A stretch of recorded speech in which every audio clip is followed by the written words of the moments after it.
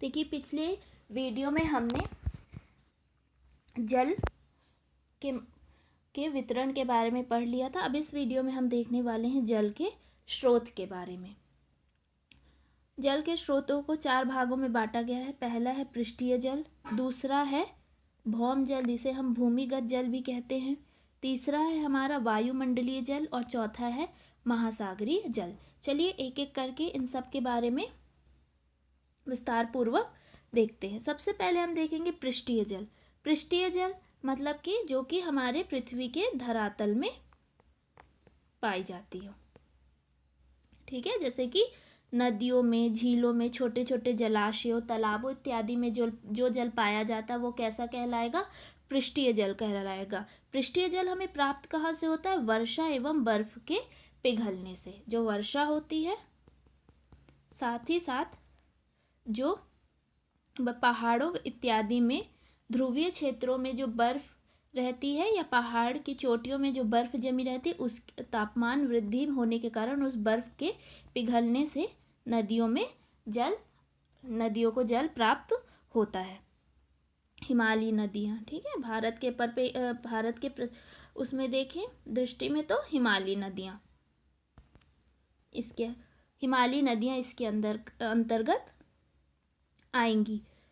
भारत का 60% पृष्ठीय जल किन नदियों में पाया जाता है? सिंधु, गंगा, ब्रह्मपुत्र के अववाह तंत्रों में पाया जाता है। मतलब कि सिंधु, गंगा एवं ब्रह्मपुत्र भारत की प्रमुख नदियां हैं। ये आप सभी को पता होगा। तो भारत का, ये आप याद रखिएगा कि भारत का 60% पृष्ठीय जल किसमें पाया जाता है? सिंधु, गंगा एवं ब्रह्मपुत्र नदियों में पाया जाता है। चलिए दूसरा भाग हम देखते हैं भौम जल, जिसे हम क्या बोलते हैं? भूमिगत जल भी कहते हैं। अब भूमिगत जल होता क्या है? देखिए, वर्षा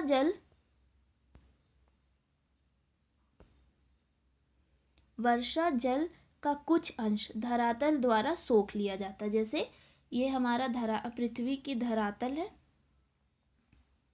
ठीक है। अब वर्षा हुई तो कुछ तो नदियों में चला गया, तालाब में चला गया, लेकिन कुछ इस धरातल द्वारा सोख कर भूमि के अंदर भेज दिया जाता है। उसी को क्या बोला जाता है? उसी को कहा जाता है भौम जल या भूमिगत जल।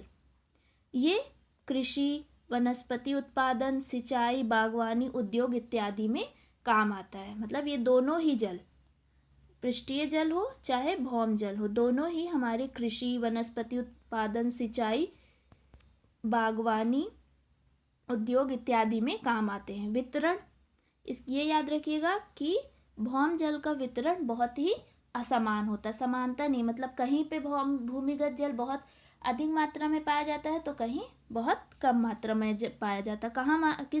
कहाँ पे अधिक मात्रा में पाया जाता है? समतल मैदानी भागों में इसकी मात्रा अधिक होती है।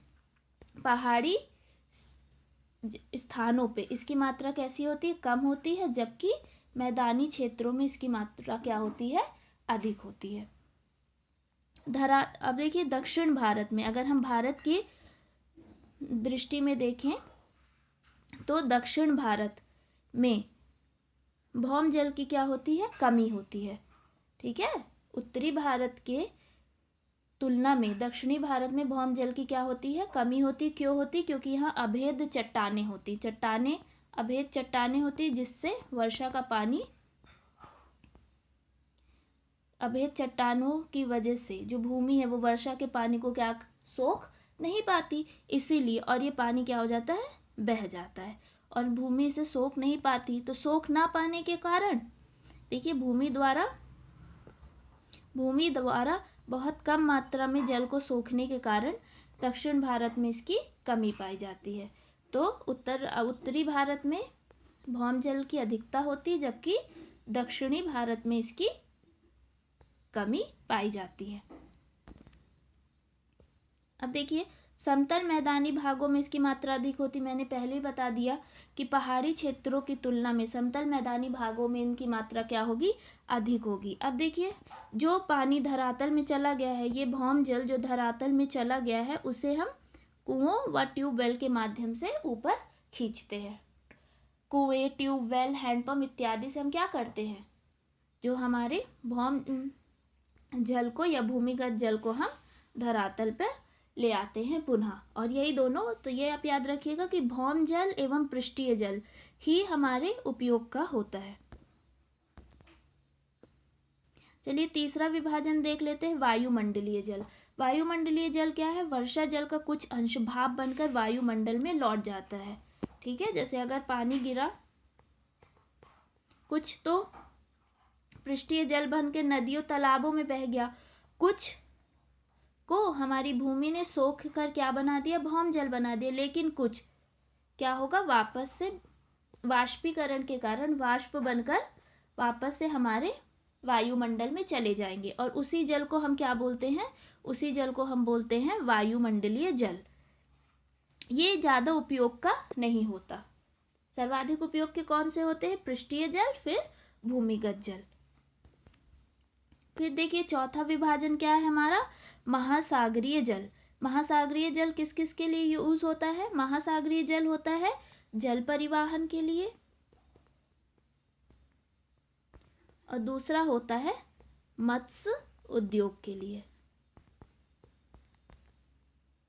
ठीक है, महासागरीय जल, महासागरीय जल से आप क्या समझते हैं कि देखिए अगर आपने भारत का नक्शा देखा होगा तो देखिए यहाँ पे क्या है, अरब सागर है, यहाँ नीचे क्या है, दक्षिण में हिंद महासागर, और यहाँ क्या है, बंगाल की खाड़ी।